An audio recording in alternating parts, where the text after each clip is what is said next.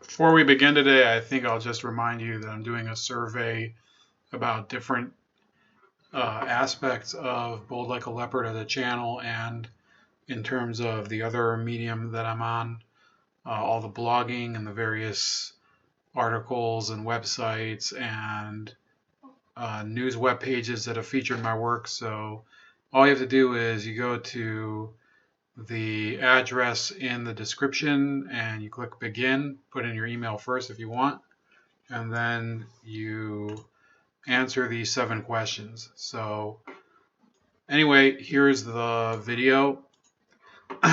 Bernie Sanders, of course, as you're well aware now, probably, I think it's been 2 weeks, completely cucked to Joe Biden and has bowed and genuflected. And apparently, as of the 23rd, so has Alexandria Ocasio-Cortez. And she even did it. This is what should really bother people.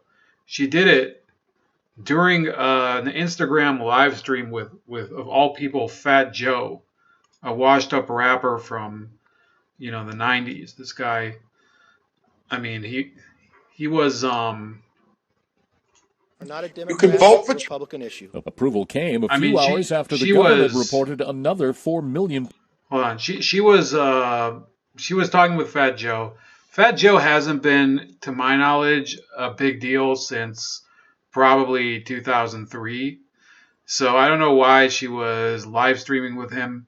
Maybe because AOC is feeling her relevancy fading away and she wants somebody who can give her advice on living after the limelight, which is probably going to be a little difficult if she doesn't get renominated or wins the primary, which obviously it could happen that she's going to be beaten out by a different Democrat. There are some strong candidates in that race. Trump. Mm-hmm. You can vote for Biden, mm-hmm, or you can not vote at all. Mm-hmm. Who are you going to vote for? In November, I'm going to be voting for Joe Biden. That's what I'm going to be doing. That's what I'm going to be doing. I love that, AOC. I love that. I love that you. So is this the first time you said you voting for Biden, or? I mean, I've been saying this whole time that we got to support the Democratic nominee, but is this the first time you said Joe Biden, that you're voting for Joe Biden? That's the question, publicly. If this isn't the first time, this might be. It could be the second. I don't know. As far as this is the time where I'm saying it declaratively like this, I think. That's beautiful.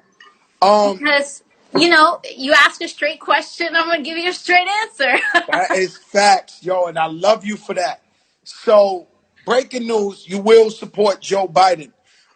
So, I'm assuming that Fat Joe is also endorsing Joe Biden, which I guess is a ringing endorsement. A has-been politician is being endorsed by a has-been rapper.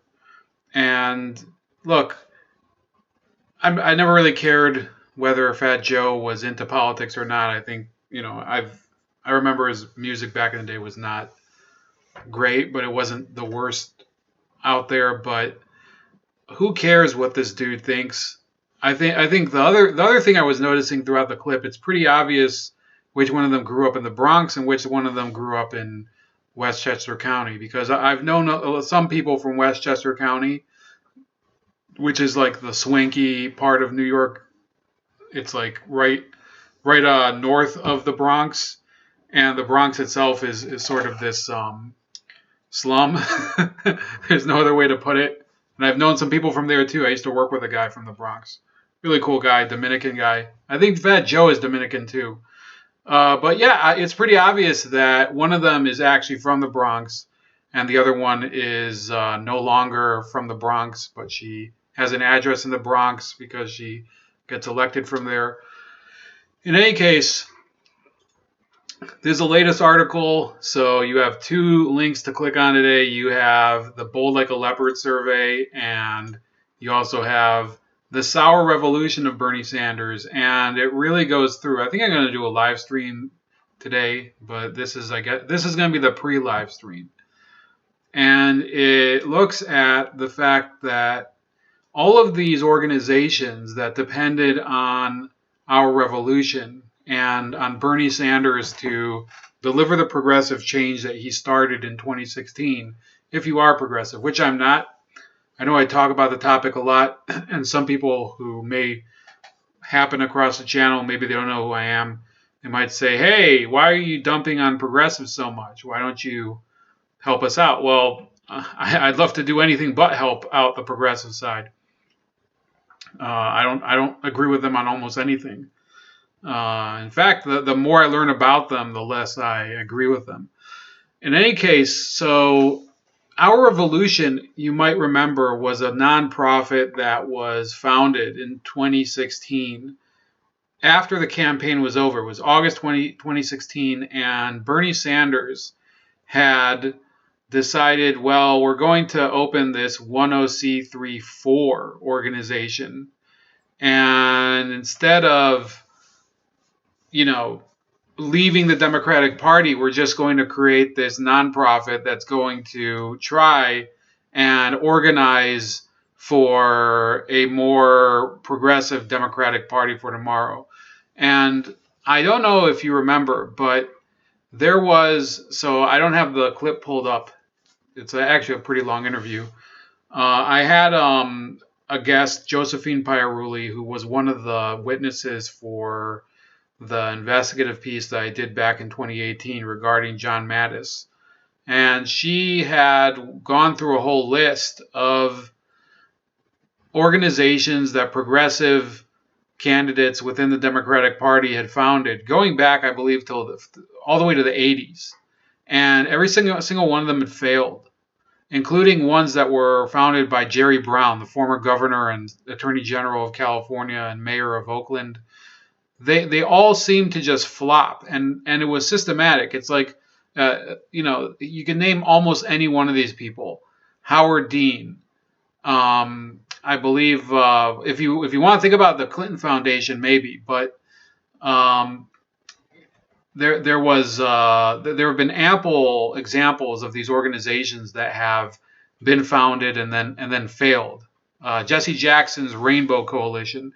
Now they haven't failed to make money for the people who are members of the organization or I should say officers of them and end up making executive level salaries. And in fact, Nina Turner, who is the Democratic former state senator who would end up being the president of Our Revolution, ended up earning a salary that was $187,000, right? And this was in a year where Our Revolution actually contributed only $10,254 to political candidates. So this is the rub, okay? These are organizations. They talk about, we're going to change the way politics are.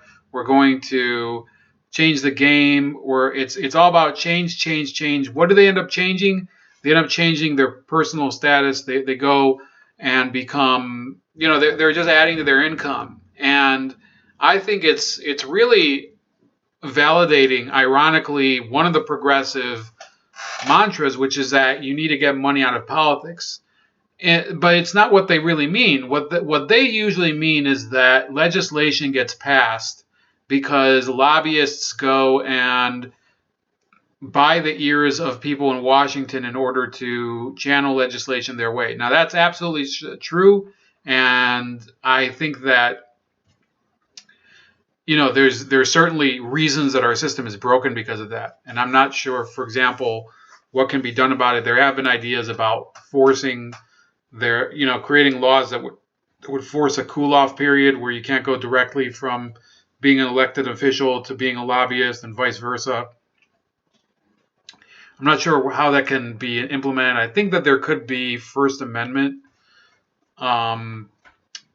violations within such a law. But the fact is that something has to be done. There's no way that you can deny that there is too much money going through lobbyists to to campaign committees and to super PACs, things like that. Super PACs is another issue, the Citizens United issue. Now in this case, it's not really just that. It's not that they're influencing the halls of Congress and the presidency and the other branch would be the judiciary, which I'm not sure exactly what the impact of lobbying is on that. There are elected judicial posts at the municipal and state level and the county level. So I would assume there's a lobbying problem and money in politics problem with that too. Actual Justice Warrior just did an excellent video on district attorneys. Actual Justice Warrior, I would say, is a great YouTube channel if you want to check out issues of criminal justice and the courts. And he's not even a lawyer. I believe he was a criminal justice major. So another issue is that Bernie Sanders had actually, I think it was either him or his family, they created the Sanders Institute, which is a nonprofit think tank. And they set up, and they're going to be playing a little bit of a role in another investigation, hopefully a big investigation in terms of exposure that I have just written, and I don't know when it's going to come out, but let's just say I'm shopping it around. In any case, so the Sanders Institute is headed by his stepson, David Driscoll, who earned $110,006 in salary in 2018. Now, David Driscoll, and this would not be the first time that Bernie Sanders has enriched people in his family through his his public politics. First of all, his current wife, who's Driscoll's mother, her name is Jane Sanders. Jane Driscoll's O'Mara Sanders, and she actually was originally an aide to Bernie Sanders when he was the mayor of Burlington, Vermont. And, it's all the way up there, so I'm not going to get up and pick it out. Another person who was, I believe, Sanders' stepdaughter actually was hired to do ad buys for his campaign through her company. And she was getting hundreds of thousands of dollars through that. So everybody who thinks that Bernie Sanders is this guy who believes in clean politics and removing cronyism and things like that, you have to remember that maybe it might not be in the form of his role as the senator from Vermont, but the senator from Vermont, people have to realize, doesn't appoint anyone. It doesn't hire anyone except for people on his staff. So really, what Bernie Sanders would be doing would be essentially he'd use whatever campaign arms and non-governmental organizations and nonprofits that he has some sort of sway within. He would use those in order to award people that are close to him or to put them in a position to award themselves. Now, he's not an employee of the Sanders Institute or on its board, but because David Driscoll is, and because David Driscoll is in that position, he's earning that money off of his stepdad's name. That's really the way the family business works. You form a lot of these nonprofits. And the fact is, the Sanders Institute, if you go to it, they have very few things. They only have this research and report section that doesn't have almost anything on it that's original. A lot of it is just reports that are produced by the VA, the IPCC, which is the Intergovernmental Panel on Climate Change, which is also a corrupt organization, but that's besides the point. This one is a report, apparently, by Ben Jealous, who is a member of it, but it's, it's not like this is the product of a massive effort here. And I mean, it's okay, but this is the extent to which they've created anything. They've created a couple of reports, and that's about it. This one is also not from the Sanders Institute. This one is an archived freedom budget for all Americans from 1965. So, yes, I am saying authoritatively that the Sanders Institute, maybe they're doing something, but they're not publishing it. Okay, except maybe that one report from Ben Jealous, which I don't think justifies a major salary. I mean, that's something that looks like, legitimate paper for school or something I'm saying for an academic paper, but I don't think it's something that you would use in order to craft public policy. And then they have a book list that promotes all of the books of Sanders and his trail of loser ducklings. And speaking of those ducklings, which is what I call them, so Sanders has left the entire progressive movement high and dry, and that's why I call it the sour revolution, not our revolution. Yeah, you can eat it, Bernie fans. Eat it and make that sour face. Anyway, so the 2020 primary cycle. Remember that at one point he was the favorite to win, and after that was in Nevada, and then after that, everything just plummeted. And a lot of these organizations that at the time were gloating and they were saying, "Oh, we're gonna rule the world now. We're gonna climb the top of the mountain." No, they failed, and they are looking at a very grim future. And a couple of them, like the Sunrise Movement and If Not Now, are ones that I've written and done videos and investigations about that were very, very gung-ho about Sanders winning, because a lot of the organizations that were donors to them were basically contingent of, the future of their viability as organizations financially depends on a relevant candidate getting elected. Now, if Trump wins, I don't know what's going to happen. It could be that the fatigue of the past few years and the evidence that there's been no results will mean that some of these organizations might disappear simply because people realize it's not an effective tactic to fight Donald Trump. Okay, I don't know if that's what's going to happen. I'm saying it is a possibility. However, if Biden was to win and they were not going to give him sufficient support and they were going to hold out, I think they would be done. I think for one thing, you have to remember, in the world of democratic politics, when you have a Democratic administration in office, there is a very delicate dance that's done in order to gain, subsidies and not subsidies, but grants and various other, what I would call, slush fund money.